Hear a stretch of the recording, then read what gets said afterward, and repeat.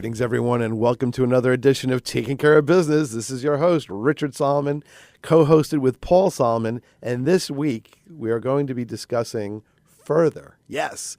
For all of you fans out there who loved our 2 hours with Jeff Mattson, and for all of our discussions about Grateful Dead and Grateful Dead music, plus we're going to probably try to get Jeff Mattson back from Dark Star Orchestra. He said he'd be coming back, and he's just phenomenal. In fact, his show has been on YouTube, and take a look at that. If you go to TCB Radio, WCWP, all on one word in your YouTube search, look for Jeff Mattson, and you'll see it. It's just great. We are here. Our guest is Hanuman. Hello. Hanuman is here. Now, Hanuman is going to be doing something very cool. He's actually doing something that's very retro. He's going to do what we wished we did a long time ago, which is go on tour with essentially the Dead. I mean, it's basically Bob Weir and Phil Lesh. But, you know, let's face it, they are still, I guess they're the remaining core of the Grateful Dead. They hold the mantle of that's right. the Grateful Dead. And Bobby has the beard. Yes, and the white hair. So the wise old man. So tell me, you're not just going to follow the tour. You're going to be doing other things. Why don't you tell everybody what you're going to really be doing? Well, I've done this at a couple of different events I've gone to. I think I'm just going to carry a video camera and just do a kind of a... Like a rockumentary? A rockumentary, a people-umentary. Yeah, you just meet people, talk to them. I don't know how much footage I'll get to shoot inside the theater. Will be fun if I can get some. But mostly, you know, there's a thing called Shakedown Street, which is where all the people that come and vend different stuff and, you know, people that are looking for a ticket for the following night or whatever go, and some fun and funny things that happen on there. Well, Paul, have you ever been to a Grateful Dead concert? Yes. Okay. It was at Nassau Coliseum in the late 80s. Okay, that was a great show, by the way. Yes. In fact, I believe that show, the Nassau Coliseum show that we went to, I think that made it to one of the Dick's Picks. Oh, okay. I probably was there. Then maybe we were there at the same time Yeah. and didn't know it. Yeah. So, how long have you been a fan of the Dead? Gosh, since 73. Wow. Probably The 70. question I 72. have, okay, 1973, they're not on the radio. So how do you discover that? Oh, through friends at school. That was, you know, how I discovered all the different music that I really got into. I mean, sure, when I was growing up, it was my brother that turned me on to the Beatles. Come on, get in the car. What's happened? Get home from school. Come on, get in the car. The new Beatle album's out. Get in the car. Get in the car. But yeah, it was just. In fact, I kind of had a judgment like the Grateful Dead. You know, it's pretty dark but yeah, got taken to a concert and that was that. I mean, I want to recommend something too that I thought was fascinating. The other day I was on YouTube, and of course, you know, people are going to ask, you know, weren't you working? And the answer is you could work and use and be on YouTube at the same time. And there was a BBC documentary called "When Vinyl Ruled the World." Okay. And it was about the music of the 70s, and it was all about the LP and how the LP changed the music.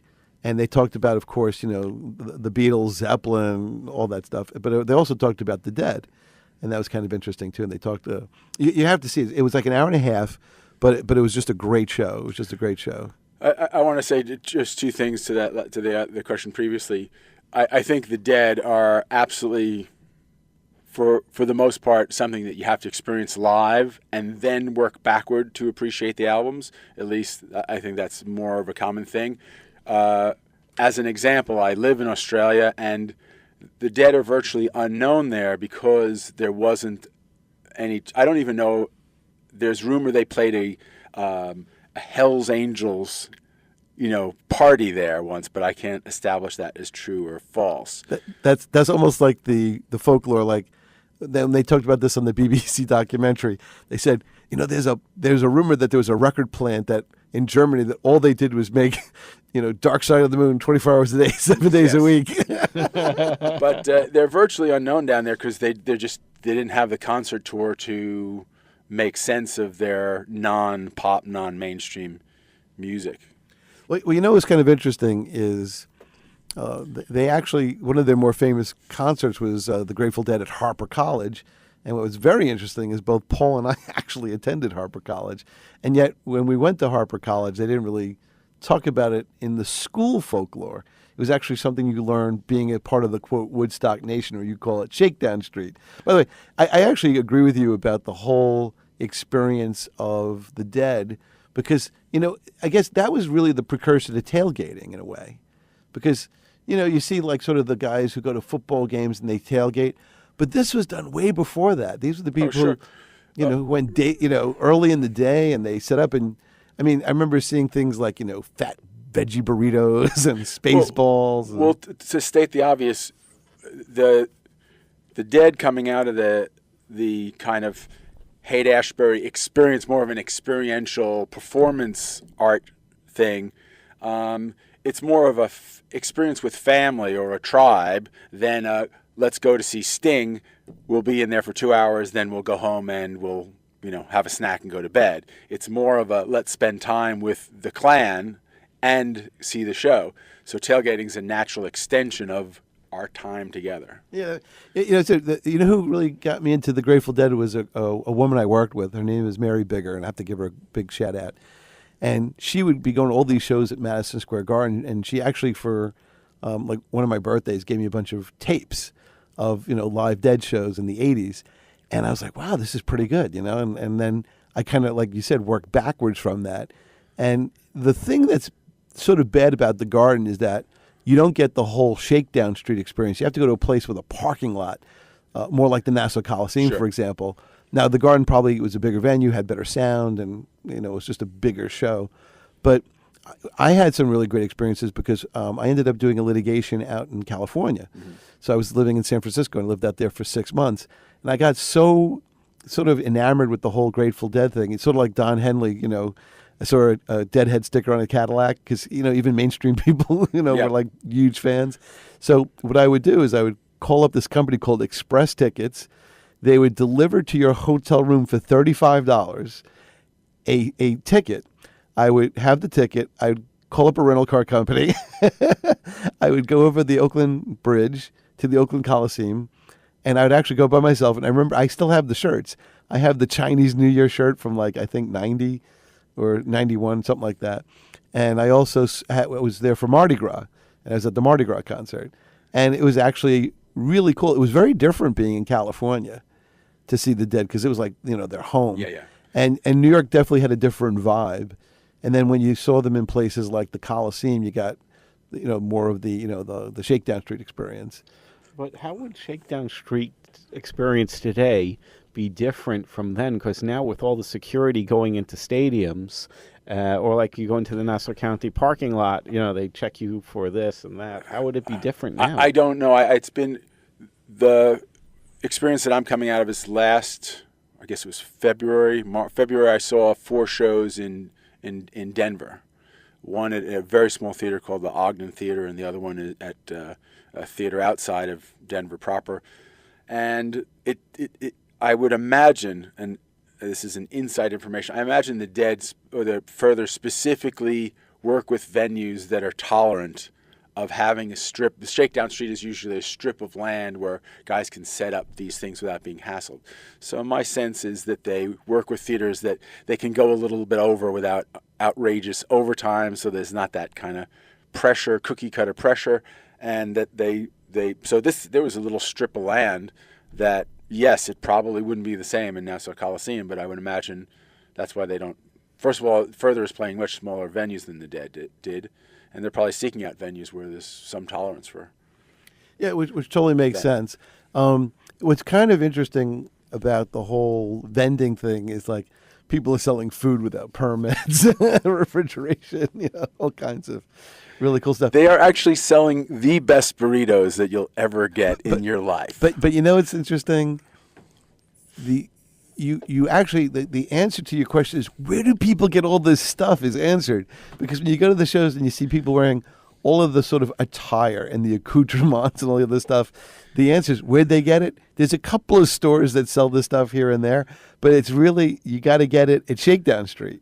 And then you're part. It's almost the only other group. I think it just appears, and then after the concert, it vanishes into thin air. It goes on the road. They're trucking. But the only other kind of thing like that at all is Jimmy Buffett with the Parrot Heads. Okay. That's pretty much the only other thing where you have a very enthusiastic fan base, a culture that surrounds the music, that there's a sort of almost an inside language, so to speak.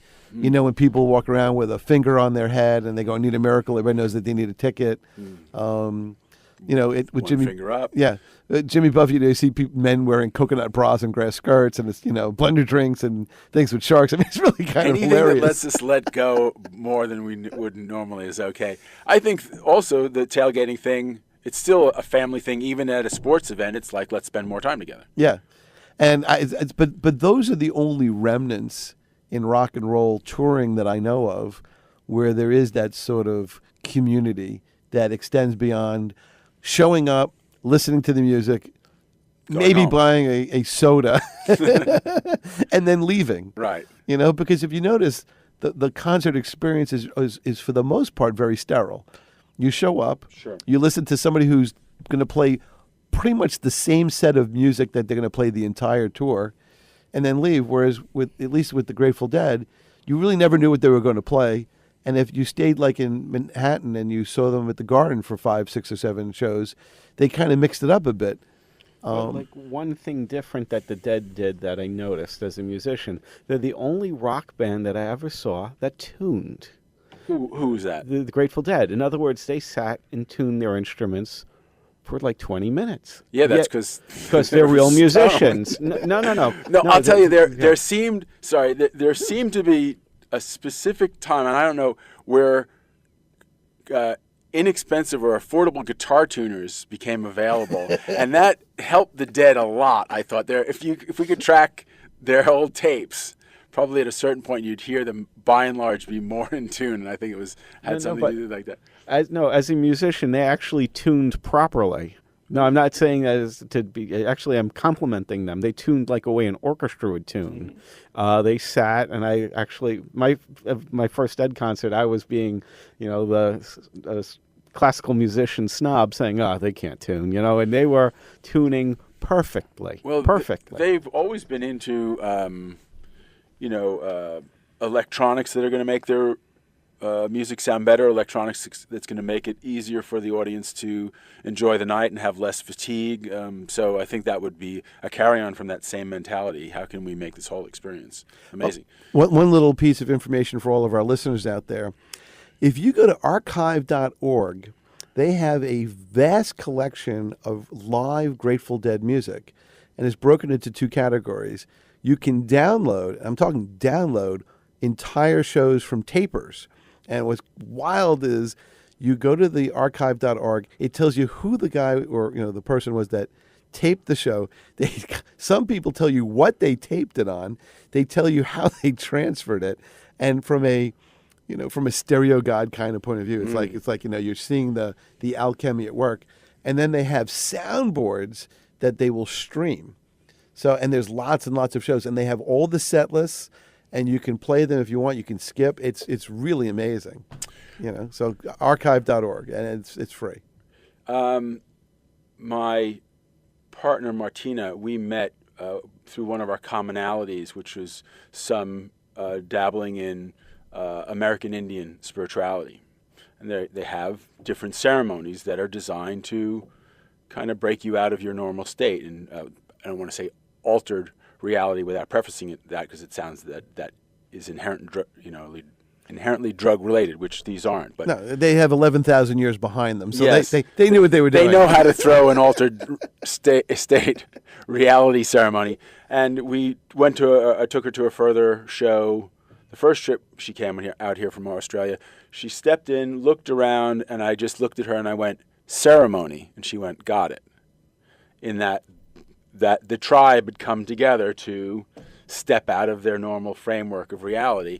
So I think I don't know if this model will work, but in gradations, I went to a lot of concerts where we sat, everyone went in and had the same experience.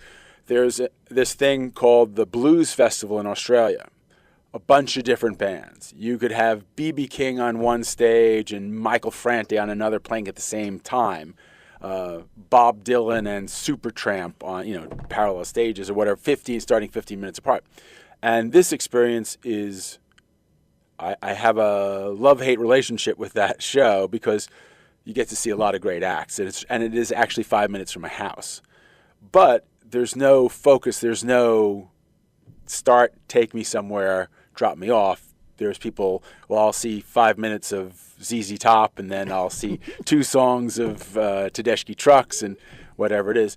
Then there's your normal concert where, yes, you do, focus for 2 hours or whatever, but the Furthur Dead, that's another level of association, the whole night being an experience and ceremony, as I said before. Well, what's cool? I remember going to the Garden, and people would be handing out copies of Dupree's Diamond News. Yeah. And there was all these little touches. I know that in music you call this stuff like grace notes, but the Woodstock Nation / Shakedown Street thing, the newsletters, the set lists, the dead bass, all of that I think added to both the community and the experience. Sure. And that was so much. That was like the fourth or fifth dimension beyond the music. And I think that's what made it. So just to explain, if I have it correctly, Dupree's Diamond News was just a grassroots sprung up newspaper about what was going on in the community and who was doing what and what Jerry Garcia's new guitar looked like or whatever. It was just sort of like, in Yiddish we'd call it the Yentavata. But what's amazing is that this came from the fan base, and it wasn't like Disney manufactured, forced, reversed way. Well, that's what made it so unique and so. Well, it's kind of amazing Hardy. when you think about it. The Grateful Dead went against every rules. They weren't sponsored by anybody, so it wasn't like big corporation or big conglomerate presents. There was no banners. They didn't even announce themselves. They never talked. Grateful Dead wear Nike. Right. They would never tell you. They would never introduce the band. You ever think about that? They never tell you the song. All they'd say is, "We'll be back after a short break," and then I'll never forget. They just stopped playing. And I said to my friend Mary, because I was at the concert with her, I said, "What's that all about?" And she said, "They expect you to be here tomorrow." There was no warm-up band. Yeah, there's no warm-up band. There's no comedian, no juggler, no warm-up band. They would play. Everybody knew all the songs, and then they left. And you were supposed to see them tomorrow and the next day. I remember one time when they said something other than "We'll be right back." It was I think it was Jersey City, and people were allowed in from early in the day. So let's just say that quite a large number of the audience were reasonably addled by the time they were to take the stage. And they did have a warm-up act. I think it was some sword-climbing, sword-swallowing guy that freaked the entire audience out. And it started to drizzle. Tell you what, hold that thought. See, that's what's great about radio. We're going to be right back. We have to take a quick break. It started to drizzle. Okay, we'll be right back right after this. Stay here on Taking Care of Business.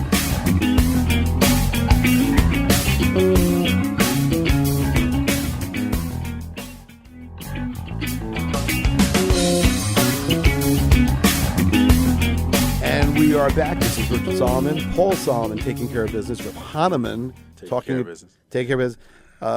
about Furthur. Okay, so it started to drizzle. It started to drizzle and it started to rain and Box of rain? No, this is genuine sky of rain. And we're all waiting. It's past start time, way past start time, and Bob Weir saunters out and says in his kind of almost southerny, we didn't want nobody, it's been raining, and we don't want no one to get hurt. So we put our heads together, and what we decided is we thought we'd do this Tuesday. And then there was a pause that I think was like 10 minutes long, and the entire stadium took that long to digest that concept of we're coming back, right? Go home now. Wow. And in whatever state you are, unconcerted, go home now and come back at a a concept of Tuesday, which probably no one could grasp the concept of what a Tuesday was at that point. What day was it? I think it was Friday. That's a long time. I think it was a Friday. A lot of people missed work that day. There was a lot of That week. drop jaws and packed Dunkin' Donuts afterward. So how many shows did you actually see when the Grateful Dead included Mickey Hart, Kreutzmann, Garcia, Brett Myland? Yeah, I saw a bunch of different. I might have seen, I don't know, I probably couldn't have seen a Pigpen show.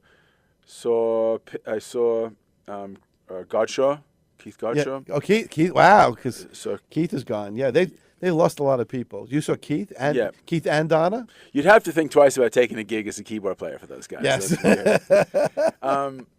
So Keith and Donna and Brett Midland. I guess, oh man, I wish I had written them all down. 40 shows, Wow. 60 shows, 35 shows, 65 shows. Where did you see them? In what venues? Like just state wise.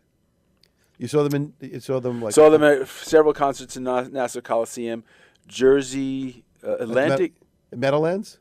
I saw a couple of Meadowlands shows, but there was like a defunct or an underused stadium in New Jersey. Forgot the name of Doesn't matter. and saw a couple of shows at RFK in DC. DC with the Allman Brothers. I think that was either before or after Watkins Glen. Saw Watkins Glen. Okay. Saw a freak 2,000-seater, 2 shows in Philly. You ever see the Jerry Garcia band? I think I have.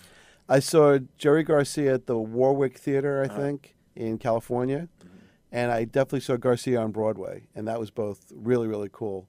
I remember seeing at the Meadowlands the Grateful Dead in Traffic. And that was very good. And I think I saw the Grateful Dead and Bob Dylan once. I remember that was a really pretty cool show, too. I went to the show. I had a hiatus from going to concerts and partying and all that stuff. And then I went and saw this. I somehow got tickets to this 2,000-seater, and it was a peak experience, small, intimate crowd. It's already intimate the way they structure a show anyway, but this was amazing. Peak show, and I had to get tickets to the next night. No tickets to be had. So I decided to try a crazy idea, which was to go down into the theater district of Philadelphia and see if any of the proper theater scalpers had any tickets. So I'm walking in, no luck, and coming towards me was Mickey Hart and his entourage on the street. So I said, humna. That was an amazing show last night. Thank you very much, blah, blah, blah. And then as he walked away, I remembered that one of his drum teachers was also someone I studied with. So I shouted out, "Oh, by the way, so-and-so sends his regards." And he turns around and I said, "By the way, is there any chance you have any tickets to tonight? I'm dying to go." And he said, "What's your name?" Scribble, and then, 5th row. And Wow. we were delivered. The miracle. That's a great story. The miracle occurred. It was mind-blowing. I actually read on the internet earlier today that Mickey Hart wore a tallis at his bar mitzvah. Yeah. So the time is just flying here. So this is 2013. I'm sure this show is going to be up on YouTube for a long, long time to come in our rock and roll archives. Okay, great. How many shows are you going to be seeing in the 2013 tour? I think it's 17 days, 14 shows. Wow. And where's that going to take you? Starts in Red Rocks, which I've heard is the holy grail, or whatever you call it. The Mecca. The Mecca of seeing shows in general and seeing the Dead or Furthur. Then it's basically a venue outside Seattle, a venue outside Eugene.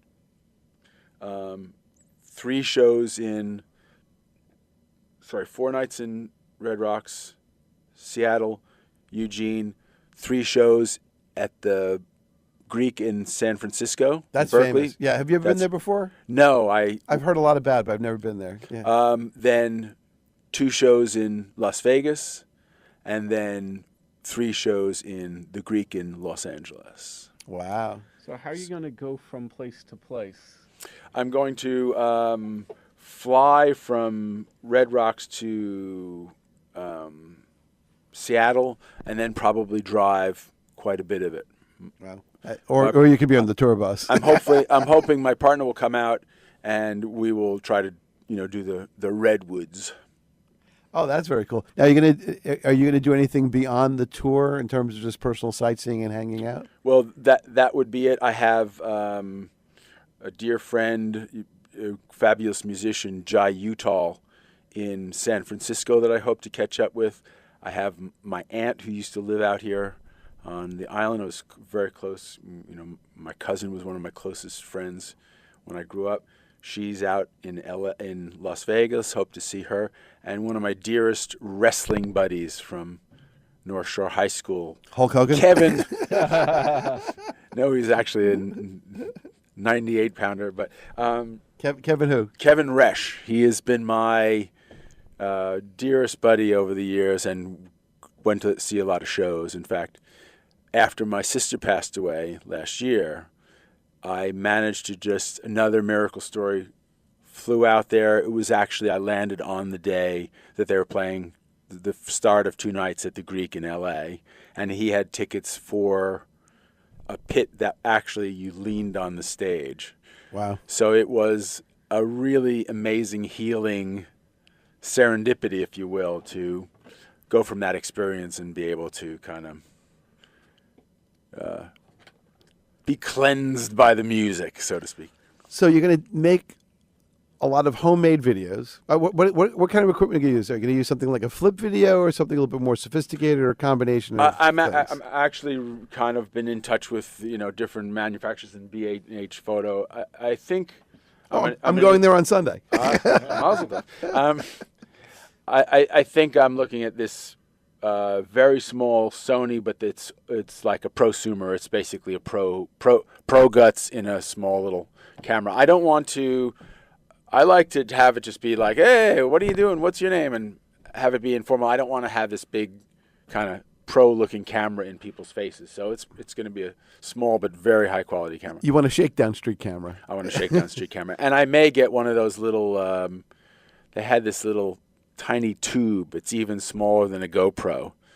For the mic? No, to maybe shoot some shots inside, or actually do some more candids that, that might be where it might be too intimidating to actually have a handheld camera, actually just have this little thing on my head that maybe I could bury in some sort of hat or something. Okay, so you're going to take all this video. What are you going to do with it? Are you going to make a movie?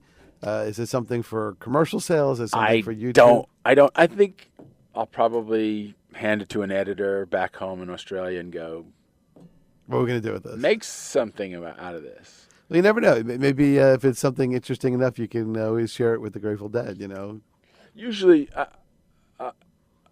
maybe. That's a possibility. That's a possibility. I have a few different connections where they might have a look.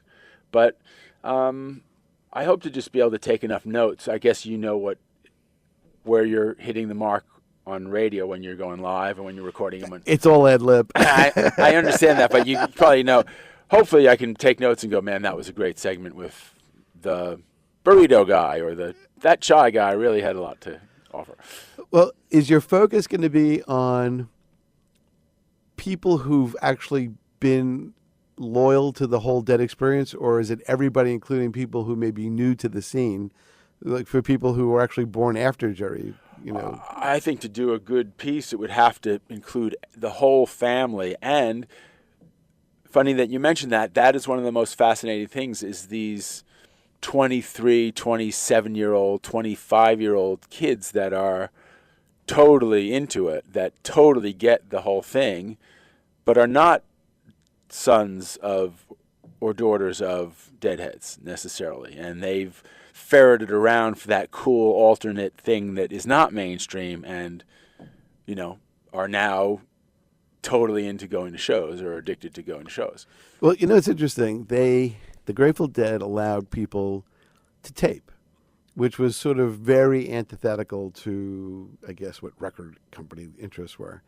And yet they gave away their music, and yet they still were like the greatest grossing touring band. Touring, not record sales. No, touring. But what was interesting is all of those tapes out there didn't seem to have an adverse reaction to their overall profitability, because they still sold plenty of merchandise and tickets and everything else. Yeah, but there's a good reason for that. They weren't one-act wonders. I mean, think of it. Miley Cyrus has one tolerable song. The American Idol idiots have one tolerable song. So if you steal the one song, there's no depth in their catalog. Well, it's sort of like, you know what that reminded me of? I mean, you're talking about such a different motivation. The Dead are trying to make a difference in consciousness, and Miley Cyrus is trying to sell a few records and then go home. That's true. Well, did you ever listen to the album Mother McCree's Uptown Jug Champions? I wouldn't remember it. I might have, but I don't recall. I actually bought that a long time ago when I was trying to get into the deeper parts of the Grateful Dead. And I remember because I forgot what it is that I actually listened to or read where I would get my Dead information before, like, the internet and all the other stuff. And I remember they said, maybe it was I think the Dead actually sent you a newsletter. I think I bought stuff from them, like Dick's Picks or from the Vault stuff. And then they would send you sort of like a newsletter. And I remember seeing, like, Mother McCree's and how it all first came out. And for the people who are out there listening, Mother McCree's Uptown Jug Champions was actually the precursor of the Dead.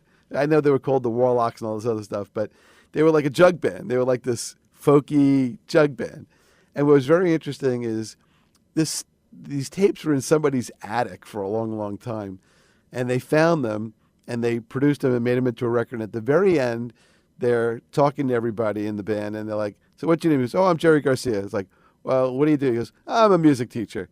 And he makes this comment like, "Oh, I like music. It's not like we're going to be famous or anything." And you hear him say that, and you look at him now, and he's the legendary, Jerry Garcia, who has a tie collection, who has millions of song followers and, all this other stuff, and who sadly passed away a long time ago.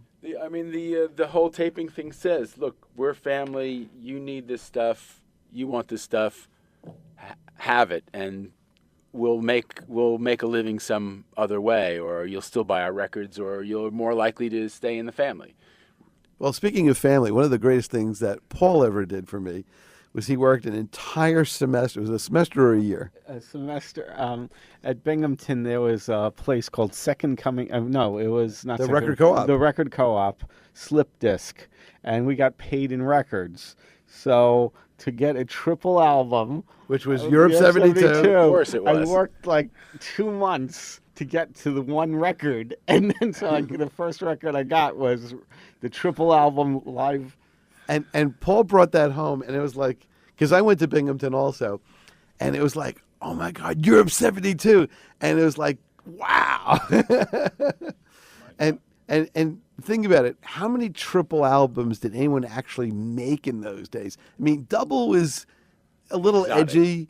And even like things like Guns N' Roses, like they actually didn't do a double album. They released like 2 albums at the same time, but they didn't fuse them together. It was like Use Your Illusion 1 and Use Your Illusion 2, but they weren't fused together. So this was kind of an interesting thing. I don't know if you're aware, but for the Furthur Shows, after the concert, you can buy a wristband, or during the concert, you buy a wristband, and then you wait online 20... And then you get the CD? You get the CD of that show. I think that's very cool. That's pretty amazing. That's kind of one of the things that I guess the new digital revolution actually has brought something new to the music. Oh, speaking of new to the music, it's break time. It's flying. So everyone out there, please keep it tuned to Taking Care of Business with Richard Solomon, Paul Solomon, and Hahnemann. We're talking about Furthur. We'll be back in just a few minutes. Keep it locked in.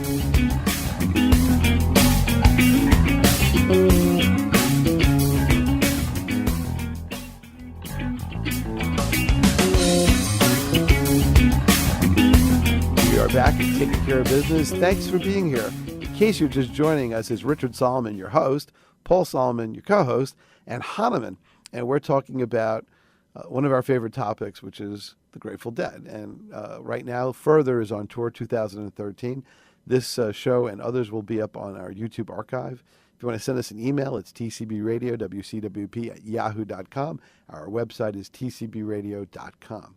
One little reminiscing that I can share with our listeners is I remember going to see, I think it may have been in 2007, I actually saw The Dead, which was, the main components of the band, minus Jerry. The drummers. But the drummers, when it was Mickey Hart and Bill Kreutzmann were in, but Warren Haynes was in there. Yeah, I saw that too. And that was a great show. Oh, that was just great. Where did you see that? I think I saw them at the Meadowlands. Okay. Yes. I think I saw that in. I think I saw that in a theater in Wisconsin. It was a great show. Yeah. And I remember, I think Warren Haynes said something like, you have to really know the catalog. There's a lot of stuff to know. Sure.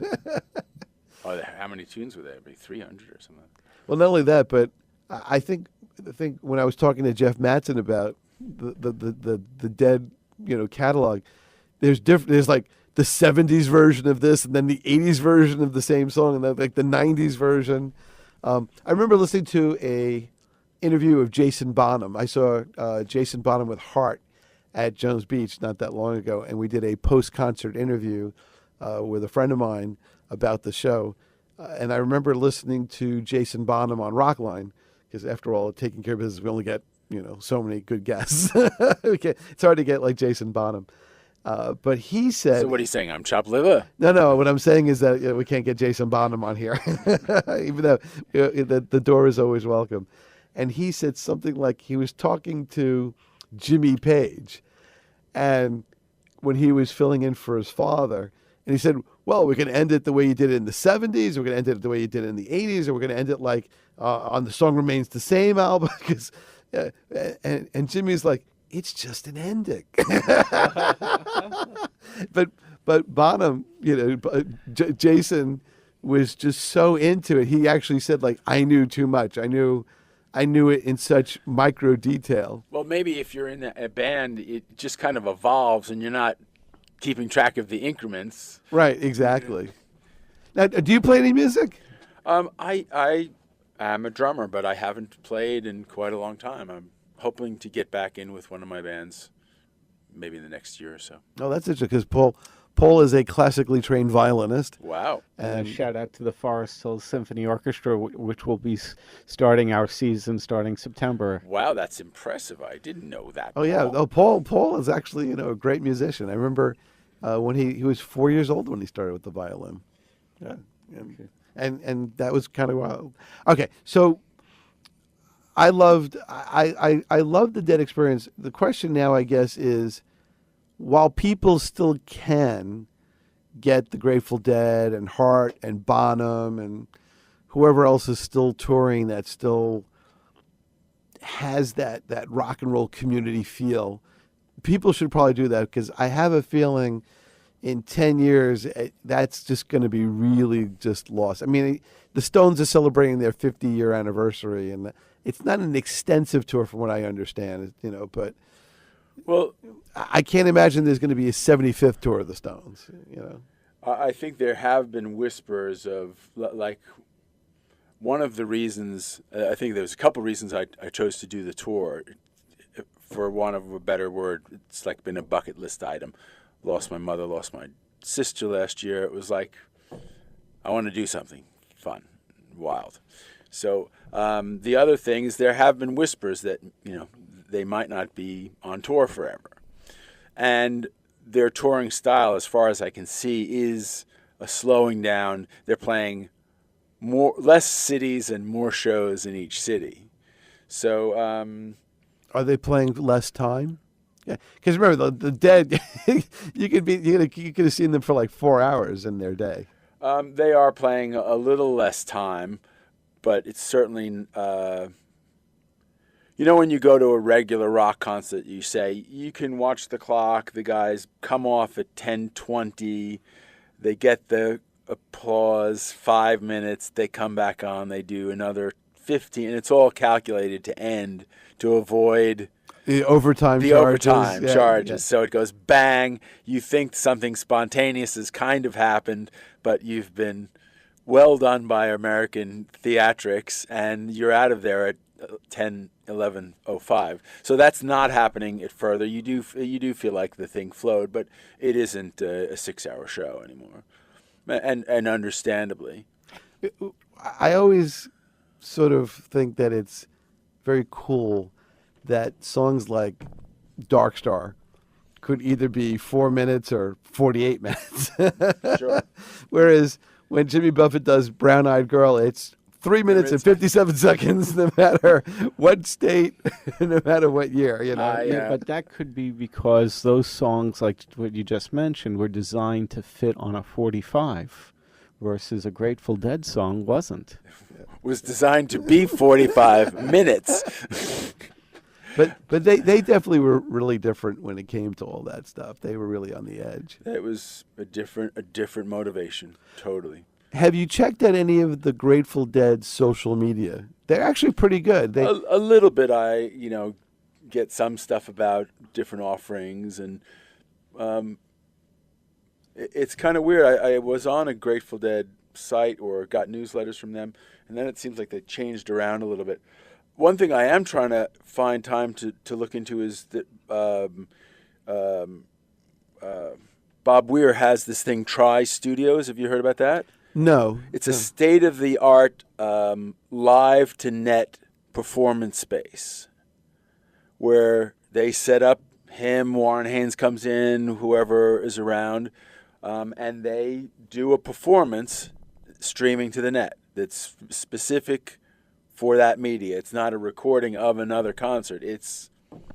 Well, I was listening to one of those BBC documentaries, and they said how, like, Madonna and Prince really were the ones that pioneered music for the MTV format. Sure. And what made them famous was that they said, okay, we're going to take this format and we're going to really play to this We're format. going to nail it. And they did, and that's why they were so successful, because MTV was new. Do you remember when MTV? I know I'm dating myself. Bonbons. They go, let's nail the format of ice cream for the movie theater, and they never looked back. Do you remember when MTV first came out? I do. I actually I thought don't know if I could quote the year, but I remember. I was in college, and I was 81, I think. And I remember Wayne Barish. Hey, Wayne. Shout out to Wayne. He had MTV in his house, and he said, there's this thing called music television. He was playing it all day at his house one day, and it was actually really, really cool. Is The Touch of Grey the only video that the Dead made for MTV? I don't know. I think if it is, it was, I think, the first. I don't know if Built to Last or something in Built to Last may have been one other song or something like that. But Touch of Grey was actually an interesting video clip. Mm. The Dead have, just to go back to the social media thing, they have like some interesting Facebook stuff. Whoever runs their Facebook, Further and Grateful Dead, they have interesting things. They have like a little trivia contest, and they have like this day in history. So whoever, I still think the performance community thing imbues everything that they absolutely. do, from album cover to the selling of the CDs afterward, and the Facebook pages and the community pages. They seem to do it right. They seem to have flowed from sort of the vinyl to the cassette to the CD to iTunes. I think to it's XM absolutely radio. amazing. They do have enough chaos mixed in, but it still seems to run at a certain level of quality. Oh yeah, that's quite incredible. And what's actually very interesting is they have their own channel on XM Sirius Radio, which is the Grateful Dead channel, and they have shows like On the Golden Road, and it's fascinating to listen to. I'd like to say a couple things about Further, the band itself. Go ahead. It feels like I recommend if people.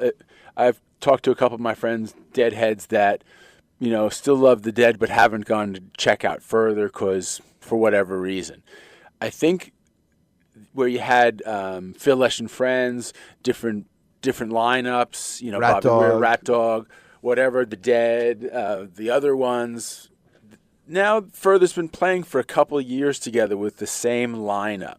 At first, you had the younger guys like, oh my gosh, we're playing with Phil and Bobby, but now it feels like it's kind of. It was great to begin with, and that's why I think they've kept it together. But now it really feels like the new guys, or whatever you want to call them, the new guys have really gelled and stepped up and are now taking it out in a different direction. It's certainly in that tradition. They haven't taken it to a inappropriate direction or direction that doesn't make sense, but they seem to be very now comfortable and not be able to fully step into their own as well. So it's not like they're a cover band of themselves. I've heard people call it that, but it doesn't feel that. It doesn't feel that way. If you wanted to be super critical, you could call it that, but I don't feel that. Well, I guess not to criticize Journey, because I always loved Journey, but Journey has had so many lead singer replacements and personnel changes and bands like Foreigner too, that you really wonder at what point, when you lose so many members and there's only like one guy hanging on, that you are a cover band of your former self. Oh, a great example of that is Village People. I don't think there are any original members left. That's the kind of act that I was going to talk where they, they might even have 3 touring versions of the same act, because it's not a band. It's like a guy, it's a guy that owns the name that's now franchised. I don't get that feeling at all that it's not music in this moment and that it's, harking back to a moment that's past. It's actually they're making music in now. What would you say is the most unique thing about Furthur that differs from the Dead or the other ones? I don't see. That's interesting. I don't know about unique, but one, the Dead to me always had Babe Ruth vocals, and often they hit home runs. Garcia to me was one of the best story singers ever, okay? But not the best singer ever, yeah? And I don't know what you mean by that. Could you explain?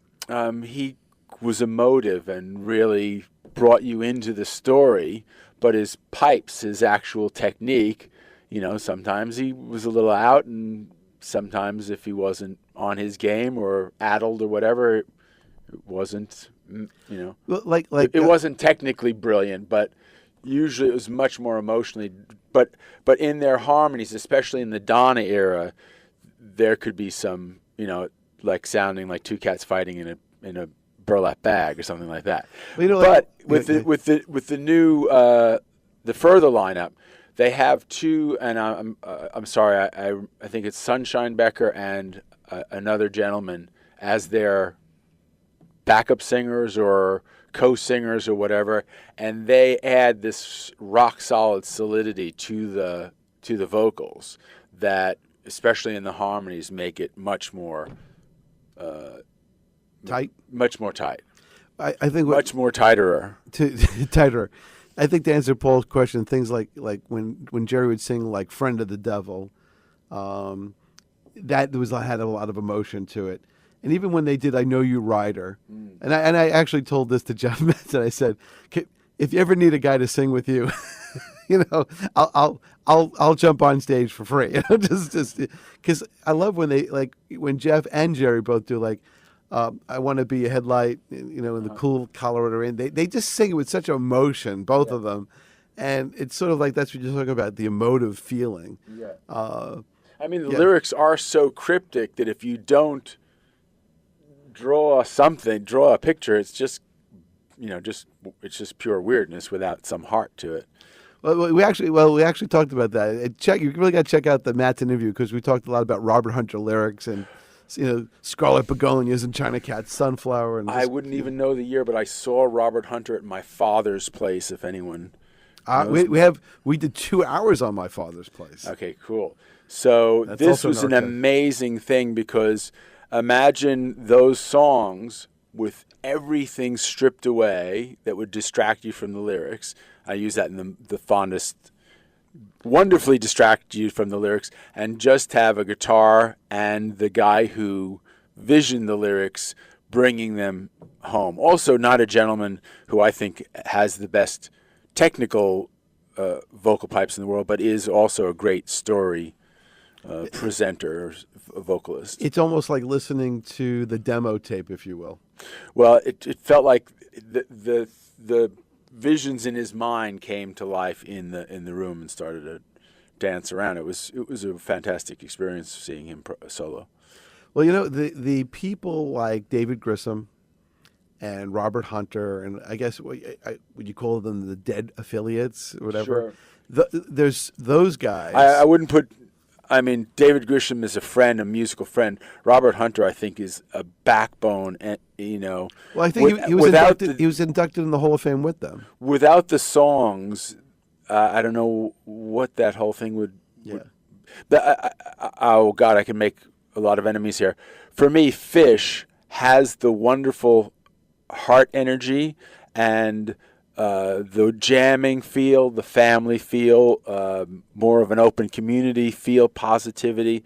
But the lyrics and the songwriting just doesn't have that final. I know what je you're ne sais saying. quoi. I know what you're saying because, I like Fish, but to me, like I like Fish, but I love the Dead. And Yeah. That's the difference. And I listen to Fish once in a while. Songs like "Bouncing Around the Room" are okay, and is it Susie Greenspan? There's What it is, it goes back. They don't tell the story the way the Grateful Dead does. Yeah, and Robert Hunter is the storyteller. Is the storyteller. He's one of the greatest lyricists in American history, as far as I'm concerned. Well, plus the Dead did a lot of folk tunes, and they did a lot of I think "I Know You Riders," like a song that goes way back. There's a lot of songs that just go way back. Plus, they were influenced by Dylan. Dylan was another storyteller. Okay, so then I'll. Robert Hunter is the genius of taking the folk tradition, folk tradition, into a modern reinvention of it. Wow. Like a great example of that from the Mother Jugs. The Mother McCree's Okay. Uptown Jug Jug Champions. Band. They have. That's easy for you to say.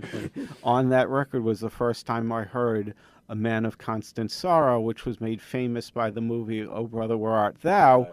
And I actually enjoyed the Grateful Dead rendition versus the Hollywood version. Right. Yeah. Wow, I'd love to hear that. All right. It's hard to believe that our show is over. Oh my God! So for I've all got to go catch a plane and get out to Red Rocks. So for all those people out there, thank you for listening. We'll see you on the internet, tcbradio.com, and maybe you'll see Hahnemann in concert on the Furthur tour. If you see him, tell him you heard him on TCB Radio. What a long, strange trip it's been. And will be. See you next week, everybody. Thanks for listening.